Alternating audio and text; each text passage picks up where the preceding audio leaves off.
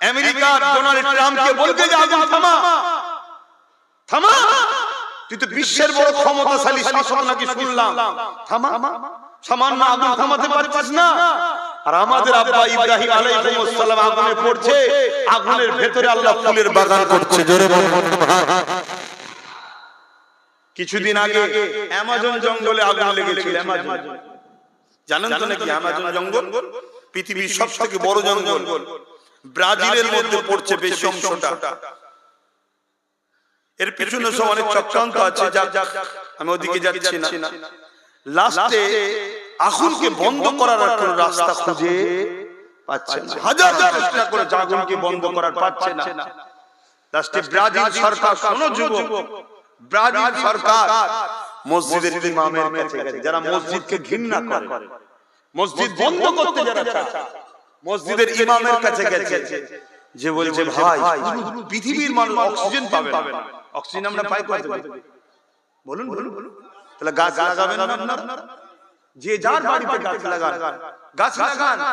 একটা সন্তান হয়েছে অমনি তার নামে একটা গাছ লাগিয়ে দেন, ভালো দামি গাছ। ওই সন্তান 20 বছর বয়স হবে, ওই গাছটা কেটে সন্তান বিজনেস করবে। শুনছেন আমি কি বলছি? 20 বছর পর এমনও গাছ আছে যার দাম 5 লাখ, 6 লাখ, 10 লাখ, 20 লাখ টাকা হয়ে যাবে।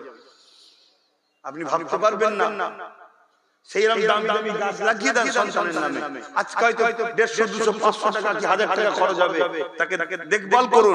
একটু বড় হয়ে গেলে তার দেখভাল করতে লাগে, ও তো নিজে চলবে। কিন্তু এতে কি হবে? পরিবেশের ভারসাম্য ঠিক হবে, অক্সিজেন বাড়বে। যে বারবার বলছে মানুষ নিঃশ্বাস নিতে পারছে না, কেন? কেন? মাফিয়ারা কোটি কোটি টাকা ইনকাম করছে গাছপালা কেটে ফেলেছে। তো যাক আমি ওইদিকে যাচ্ছি না, বুঝাবার জন্য একটা কথা বললাম। তা হযরত এই কি বলে অ্যামাজন জঙ্গলের উলামার কাছে গেছে ব্রাজিল হুকুমত, যে ক্ষমা চাইছে, কাতরে বলছে বাঁচান আপনারা, বাঁচান আপনারা যান। কয়েকজন উলামা ইমাম তারা অ্যামাজন জঙ্গলের ধারে যেখানে আগুন লেগে গেছে কিছুটা দূরে গিয়ে আল্লাহ দূরে কার নফল নামাজ পড়েছে। তোমরাও শোনো, বিপদ আসলে কি করতে হয়। দূরে কার নফল নামাজ পড়েছে, পরে হুজুরের উপরে 11 বার দরুদ শরীফ পড়েছেন, আমার নূর নবীর উপরে, পরে হাত তুলেছে, আল্লাহ আপনি সব পারেন, আল্লাহ এই আগুনকে আপনি নিভিয়ে দেন। সঙ্গে সঙ্গে মেঘাসা জমা হলো, অন্ধকার হলো, পানি হলো, আগুন বন্ধ হলো। জোরে বলুন সুবহানাল্লাহ। তার আগে ফ্রান্স থেকে শুরু করে, আমেরিকা থেকে শুরু করে পৃথিবীর বড় দেশ জাহাজ পাঠিয়ে, পানি পাঠিয়ে বন্ধ করতে পারছেন। আজকে কি বলে লস অ্যাঞ্জেলেসে যে আগুন লেগেছে, পানি পাচ্ছে না তো দিবি। অতএব ভাবো আমার ভাইরা, আল্লাহ এখনো আমাদের সাথে আছে, আমাদের এখন আল্লাহ ছাড় দিয়ে রেখেছে। তাই এই ঘটনাগুলো ঘটি দেখছে, প্যালেস্টাইনকে মারছিস, লে খেলা সামলা। তাহলে এটা আল্লাহ থেকে সাপোর্ট নয়? কি কথা বলছেন না কেন? তাহলে আমরা যদি একটু আল্লাহকে বেশি রুকু সিজদা দিই, তওবা করি, মদ না খাই, এমন কোন কাজ করব না ইসলামের ক্ষতি যেন না। হালকা বয়সে একটু হালকাই দিই, বন্ধু শুয়ে ঘুরছি আর করছি, হই হাই করে ফেলেছি, এটা আলাদা কথা, তওবা করে নেব। কিন্তু এমন কোন বড় কাজ করে ফেলবো যে ইসলামের ক্ষতি হবে। আমার রাজনীতির জন্য আজকে মসজিদের সামনে একদল জালিম এসে নাচছে। কি নাচছে না নাচছে? কার দোষ এগুলো? বলুন। যে নাচছে সে তো শয়তান নাচবে, তার তো কাজই। কিন্তু এটা কি আমাদের দোষ নয়? মসজিদে কারা যায়? আমার গ্রামে কারা যায়? 50টা মুরব্বি বাপ যায়। সত্য কথা না মিথ্যা কথা? বলুন। যদি 500টা যুবক যেত, তাহলে ওই শয়তানগুলো সাহস করে আসতো? ওরা তো জানে যেটা মসজিদ থেকে দূরে সরে গেছে। আর ওরা খুব ভালোভাবে জানে যেদের পাওয়ার, যে পাওয়ার। শোনেন, তুমি আমি ইসলামকে কতটা জানি না, কিন্তু তোমাকে আমাকে যারা মেটাতে চাইছে তারা কিন্তু কোটি কোটি টাকা দিয়ে ওই দুনিয়াদার উলামাদের কিনেছে। তারা তাদেরকে তথ্য দিচ্ছে, যতদিন মুসলমানের সিনার পাওয়ার থাকবে ততদিন মুসলমানকে মিটানো কখনো, জোরে বলো, আর সিনার পাওয়ার কিসে হয়? গরুর গোশত খেলে নাকি যে সিনা পিস দেখে দিন ভাই হবে? বলুন কিসে? রোজ 1 কেজি করে দুধ খেলে হবে? কাজু, পেস্তা, আখরোট, এই সিনার পাওয়ার বাড়ে দুটো জিনিসে, দুটো জিনিস, একটা হলো আল্লাহর ভয়, যা দিলে থাকে তার সিনার পাওয়ার থাকে। কি পাওয়ার? তাকে দেখলেই জালিম ভয় করে। জোরে বলুন সুবহানাল্লাহ। দ্বিতীয় নম্বর হলো নবীর প্রেম ও আদব। জোরে বলুন সুবহানাল্লাহ। আজকে সত্যি করে বলুন, আমাদের দিল থেকে আল্লাহ, এজন্য আমরা দুর্বল। এটা কি এমনি গেছে না সরানো হয়েছে প্ল্যান করে? বলুন, প্ল্যান করে সরানো হয়েছে। নবীর প্রেম ও আদব আমাদের প্ল্যান করিয়ে দেওয়া হয়েছে। কেন? যাতে করে আমাদেরকে যখন মিটাবে আমরা শেষ হয়ে যাব। তাহলে এগুলো কারা করছে? বলুন বলুন। আমার খারাপ উলামারা আমাদেরকে আস্তে আস্তে সরিয়ে দিয়েছে। এখন জলসা মাহফিলে দেখবেন হাস্যরসিকতা হয়, দেখেছেন না? দেখেন নাটক ড্রামা যেমন হয় সে ধরনের চলছে। মহিলা চলে এসেছে জলসায়, এ হচ্ছে না? তারপরে কিছু কিছু গজল গায়। আমরা যারা গজল গান তাদেরকে বলবো ভালো গজল গান, ইসলামিক সুরে গান, গানের সুরে গাইবেন না। এবং আপনি যখন গাইবেন ওই হেঁটে হেঁটে দুলে দুলে শিল্পী কি বলে গান যারা গায় তাদের মতো গাইবেন না। আপনি বসুন, আদবের সাথে বসুন। কেন? হুজুরের কথা বলছেন, আল্লাহর কথা বলছেন। বসে বা যদি দাঁড়িয়েই বলেন আদবের সাথে বলুন। কিন্তু সে জায়গায় যেন ছেলে মহিলা একসাথে হই হই না হয়। কি গো, আমার কথা কি বুঝানো খারাপ হচ্ছে নাকি? কেন? এগুলো ইসলামের ক্ষতি, এগুলো ইসলামকে ক্ষতি করা হচ্ছে। এটা শুধু নিজের ক্ষতি নয়, আর ইসলামের ক্ষতি করলে ঈমান চলে যায়। আর ঈমান যখন চলে যাবে, ঈমান যখন চলে যাবে, যারা আমাদের সামনে দাঁড়িয়ে সোজা হয়ে কথা বলার অধিকার রাখতো না, তারা আজকে আমাদেরকে মেরে দিবার প্ল্যান করছে। করছে না? করে না? যারা টয়লেট করে পাক হতে জানে না, তারা আজকে বলছে ভারত থেকে মুসলমানকে তাড়িয়ে দেব। বলছে না? কেন? তাদের যতটা না দোষ, তাদেরকেই বলার সুযোগটা আমরা করিয়ে দিয়েছি। কেন? আমাদের ভেতর থেকে ঈমান চলে যাচ্ছে আমাদের কর্মের জন্য।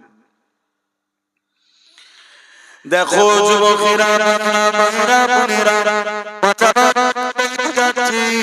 পেটের জন্য জলসা করি না, কেননা জলসা করতে মন যাচ্ছে না। রোজ বলি জলসা কেটে দেওয়া যাবে না, কাট না, কাট। রোজ বলি, শরীর বইছে না, ভালো লাগছে না। পেটের জ্বালার জন্য জলসা করিনি। পেটের জ্বালা নেই তো, পেটের জ্বালা আছে নাকি?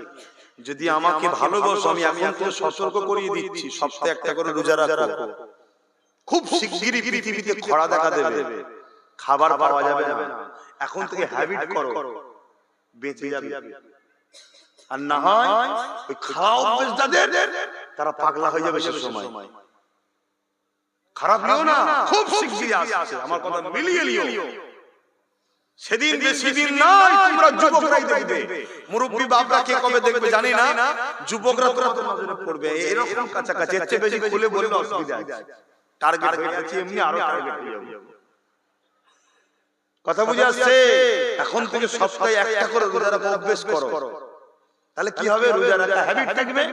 যেটা তোমার এক মাসের খাবার, তখন দেখবে তুমি এক বছর চালাতে পারবে ওই খাবারটা একটু একটু করে। কেন? তোমার অভ্যাস আছে রোজা রাখা। তাহলে তোমার অসুবিধা হবে না। অসুবিধা কিন্তু তার হবে যারা দিন রাত খেয়ে আসার পরে আবার খায়। কথা বুঝে আসছে না? তারা কিন্তু ফেঁসে যাবে।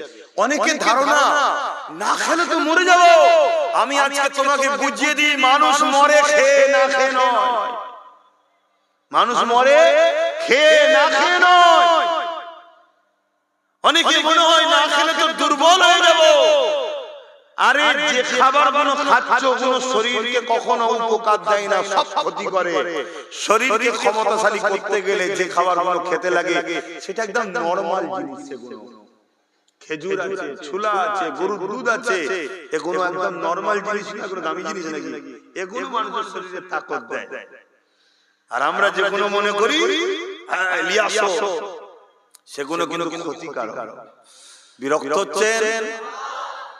আগামী দিন অনেক কিছু ঘটতে চলেছে, সব আমার হুজুর বলে গেছে, কিন্তু একদিনে কটা শোনাবো। বাপেরা নজওয়ান তরুণেরা নবী পাকের প্রেমিকেরা আল্লাহকে ভয় করে, সিনার পাওয়ার বাড়বে, পৃথিবীর কোনো ক্ষমতা না আপনাকে মিটিয়ে দিতে পারবে। অথচ আল্লাহকে যারা ভয় করে তাদের সম্বন্ধে আবার আল্লাহ কি জানিয়েছে শুনুন, সূরা রহমানের মধ্যে আল্লাহ জানান, ওয়ালিমান খাফা মাকাম রাব্বিহি জান্নাতান, যারা আমি আল্লাহ আমাকে ভয় করবে, আমি আল্লাহ তো জান্নাত দেব।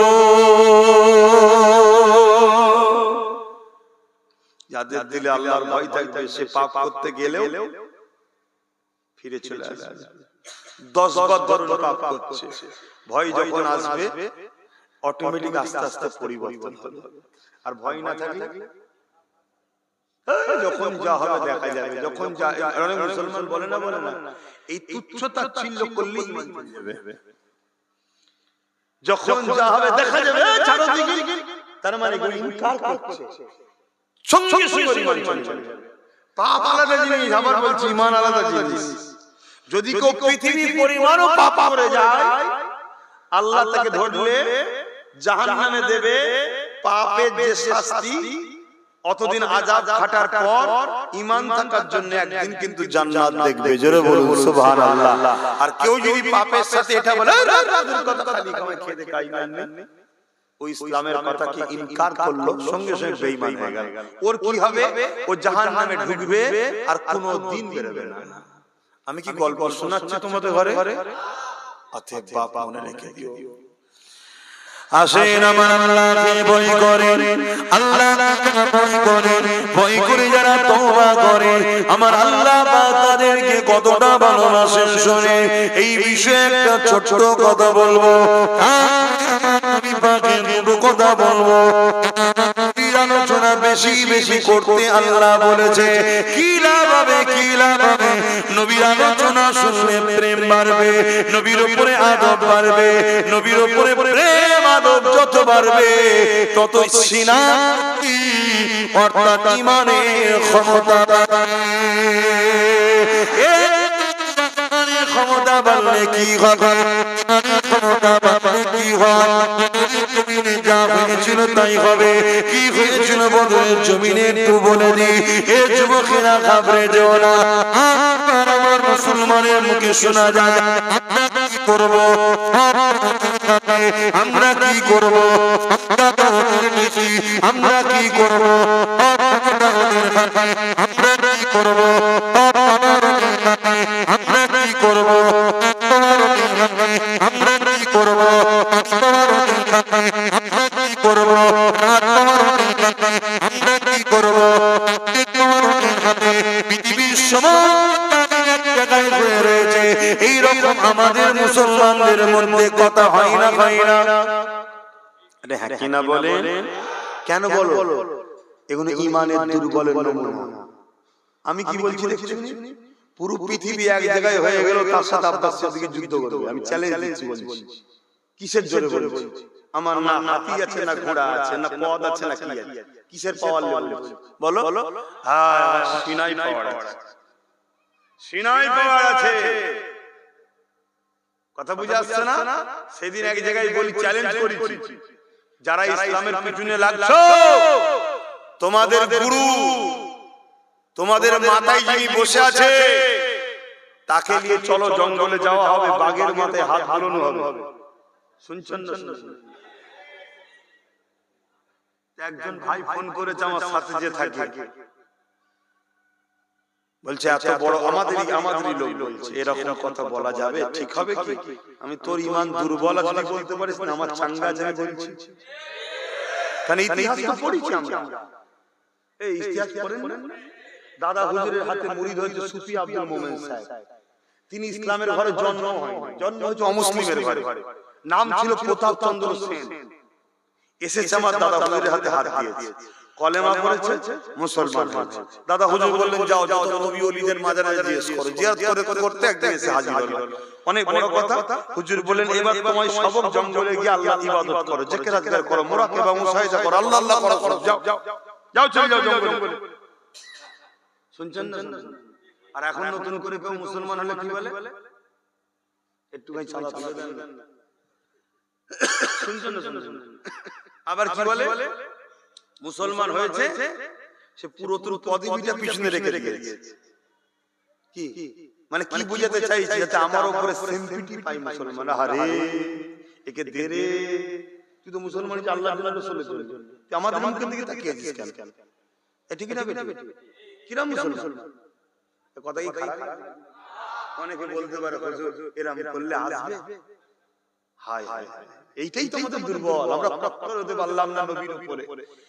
ধর্মটা আমার বাপের নয়, ধর্মটা আল্লাহর রাসূলের, তাদের মতো করে চালাও। হযরত ওমর ফারুক খলিফাতুল মুসলিমিন হয়েছে, তৎকালীন সময় এক রাজা ঈমানের কলেমা পড়েছে, খ্রিস্টান রাজা। মন দিয়ে শুনেন, এটা বলে দি, কটা কথা বলবো বলেন না, কিন্তু যুবকগুলো শুনছো তো নাকি? তোমাদেরকে মাহফিলে দেখলে আমার বেশি ভালো লাগে। তাহলে কি মুরব্বিগুলো বাদ না? মুরব্বিরা তো আসবেই, মুরব্বি তো আসবেই, কিন্তু তোমাদের হাজারজন ডাকছে, ঠিক না বেটা? তোমাদেরকে সিনেমাওয়ালাও ডাকছে, থিয়েটারওয়ালাও ডাকছে, ফাংশনওয়ালাও ডাকছে, আবার দুনিয়ার জালিম চোর বদমাই লুটেরা খুনি চরিত্রহীন নেতাগুলো ডাকছে। এদিকে আয়, এদিকে আয়, এলে 200 টাকা লে যা, এলে 100 টাকা লে যা, এলে বিড়ি খা। করছে না করেন? সবাইকে লাথি মেরে তোমরা আল্লাহর রাসূলের দিকে এসেছে, এটা কি বড় ব্যাপার নয়? এজন্য মুখটা ভরে যায়। আর আমার মুরব্বি বাবাদেরকে কে ডাকে? শয়তান বলে লোকে ধরে লাভ ছেড়ে তুমি এমনি যাবার সময় হয়ে গেছে। খারাপ লাগবেন না আব্বা, একদিন আপনি যুবক ছিলেন আব্বা, আমাকে খারাপ বুঝবেন না। একদিন আপনি যুবক ছিলেন, কিন্তু এই ছেলেগুলোকে দরকার। শয়তান জানে এই ছেলেগুলো যদি ইসলামের পক্ষে থাকে, 313 জনের বদরে যজ্ঞ করে দিয়েছিল, এরাও যদি ইসলামে থাকে, পৃথিবীর যত বড় ক্ষমতাশালী হবে না কেন, এরা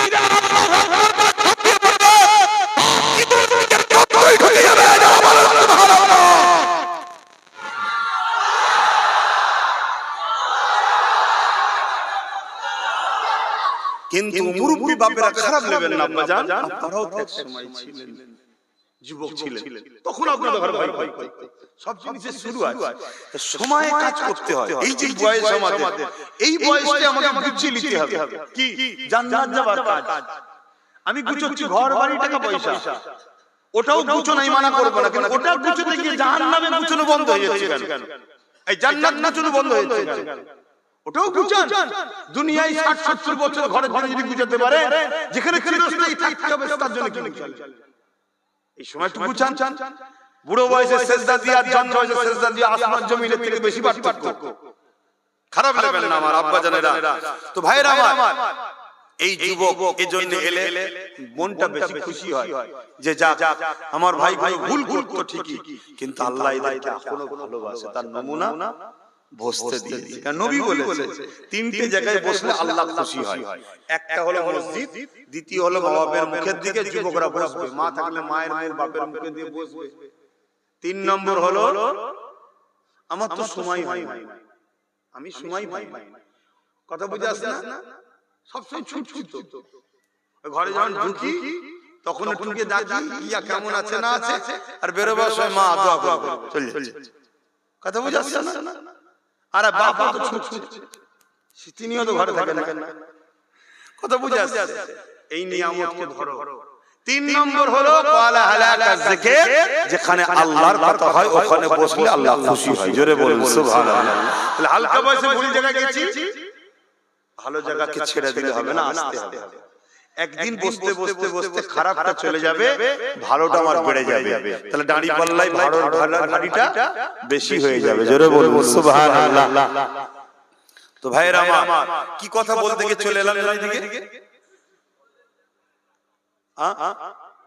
না, তার আরেকটা কথা, সুফি আব্দুল মোমেন সাহেব হুজুরের কথাটা বলতে গেলাম। হ্যাঁ, আমরা সব জন্মগ্রহণ করে বলুন ইসলাম ধর্মে, তাই তো নাকি?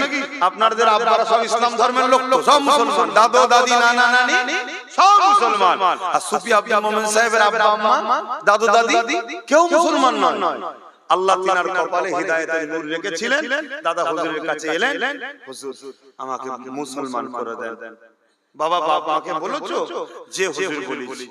বাপ মা কি বলেছে, যদি তোমার মন যাই করো, কিন্তু আমাদের কাছে থাকতে পারবে না, আমাদের সম্পদ কিছু পাবে না। বাবা তোমার কি হবে? হুজুর কিচ্ছু লাগবে না, আমি আল্লাহ রাসূল চাই, যিনি আমায় তৈরি করেছে সেই মালিক ছেড়ে দুনিয়ার কিছু আমি চাই না। জোরে বলুন সুবহানাল্লাহ। ওহ কত বড় কুরবানি, ভাবুন কত বড় কুরবানি। আমরা একটুখানি কুরবানি দিতে পারছি না। তো হুজুর বায়াত করে দিয়ে বললেন, বাবা তোমাকে একটা কাজ দিচ্ছি, কি করবে? তুমি সব ওলিদের মাথা ধরো, চল যাও। সবে কলমা পড়ে ওলিদের দরবারে যায়, সালাম দেয়, যতক্ষণ না জবাব পায় ততক্ষণ বসে থাকে। সালাম দেয়, জবাব পায়, অন্য ওলির দরবারে যায়। জোরে বলুন সুবহানাল্লাহ। তোমার আমার কোনে ইসলামের ঘরে দৌড়চ্ছে, আমরা সালাম দিলে জবাব পাই? কিছু জিনিস আবার পীরের ফয়েজের ব্যাপার থাকে, কথা বুঝি? কিছু জিনিস পীরের ফয়েজ থাকে, যে হুজুর আমার মুরিদকে পাঠালাম, একটু খেয়াল রাখবেন, এটাও ব্যাপার থাকে, ঠিক না বেটা? যেমন দাদা হুজুরের মুরিদরা যখন খাজা হুজুরের দরবারে যায়, শুধু বলতে হবে मैं फुरफुरा वाला हूं, मैं फुरफुरा भी हूं, আর সিজদা করায়, এটা পীরের ফয়েজ। কথা বুঝা আছে? যোগাযোগ আছে, হুজুর আমার মুরিদ আছে, খাদেমরা যেন জুলুম না করে, কথা বুঝা আছে? তো ভাইরা আমার, তো সুফি আব্দুল মোমেন সাহেব হুজুর অনেক ঘুরে এসে যখন হাজির হয়ে দাদা হুজুর বলেন জঙ্গলে যাও। তো জঙ্গলে গিয়ে যখন ঢুকছে গভীর জঙ্গলের দিকে, এক বাঘ খেতে আসছে, হিংস্র বাঘ। আমি তুমি হলে কি হতো বুঝতে পারছো? বলবে তো? আল্লাহর ওলি হযরত সুফি ফাতে আলী, আল্লাহর ওলি সুফি আব্দুল মোমিন শাহ রাহমাতুল্লাহ আলাইহি ওই জঙ্গলের বাঘকে লক্ষ্য করে বলতে লেগেছে, এ জঙ্গলের বাঘ, যদি আল্লাহ তোর রিজিক আমাকে বানিয়ে রাখে, অবশ্যই তুই আমাকে খেয়ে নিবি। তবে হ্যাঁ একটা কথা শোন, আমি নিজে থেকে ইচ্ছায় আসিনি, আমার মুর্শিদ জবানার মুজাদ্দিদ পীর আবু বকর সিদ্দিক দাদা হুজুর পীর কেবলা আমাকে পাঠিয়েছে কি করতে? আল্লাহর জিকির করতে, আল্লাহ পাকের ধ্যানে মগ্ন থাকার জন্য। এই কথাটা যখনই আব্দুল মোমিন সাহেব বলে দিলেন, এ যুবকেরা তরুণেরা বাপেরা, ওই অবালা পশু হতে পারে, কন্ট্রোল তো আল্লাহর কুদরতি হাতে। আল্লাহ তার দিমাগে বুদ্ধি দিয়ে দিল, যেমন মুসা জন্তু আমাদের ইশারা বোঝে। অনেকে দেখবেন জন্তুকে খেলা দেখাতে আসে, প্র্যাকটিস করাতে লাগে, এখানে আল্লাহর ওলির জবানে এবং শুনে আল্লাহ পাক তার দিমাগের মধ্যে ঢুকিয়ে দিল। যেমন বিড়াল মানুষের গা ঘষে, ওই রকম আব্দুল মোমিন সাহেবের গায়ে গা ঘষতে লেগেছে। ইনশাআল্লাহ সিনাই পাওয়ার আছে আমার, ইনশাআল্লাহ। আমি আমার আমিনার লালের উপরে ভরসা রেখে বলছি, ভাববেন ভরসাটা আল্লাহর উপরে করতে হয়। ওটা তো আমার, ওটা তো বলতে লাগে নাকি? ওটা বলতে লাগে? ওটা তো হর মুসলমানের কথা, আল্লাহর উপরে ভরসা থাকার নাম ঈমান। কিন্তু রাসূলের উপরে ভরসা রাখার নাম ঈমান, এটা তো বলে। এজন্য এটা বললাম, শুনছেন না শোনেন? অনেকে এখন নবীর উপরে ভরসা রাখতে বলছে না, ডাইরেক্ট আল্লাহ বলছে, ওই জন্য তো কথাটা বললাম। আল্লাহর উপরে ভরসাটা হর মুসলমান বলে, কিন্তু যে মুনাফিক সেও তো বলে আল্লাহর উপরে ভরসা, যে মুমিন সেও বলে আল্লাহর উপরে ভরসা। কিন্তু মুমিন মুনাফিকের বিচখান কোথায়? মুমিনের কাজ হলো আল্লাহ ও রাসূলের উপরে ভরসা করে, মুনাফিক শুধু শুনছেন না শোনেন? এই জন্য চিনাবার জন্য বললাম, আমার আমিনার লালের খাতিরে কামলিওয়ালার গোলাম আমি নগণ্য। আমি হয়তো ভিআইপি হতে পারিনি, নগণ্য, কিন্তু এতটুকু বিশ্বাস জঙ্গলের বাঘও খাবে না। যুবক তোমরাও সিনার পাওয়ার বাড়াও। সিনার পাওয়ার বাড়বে কোন দুটো কথা বললাম?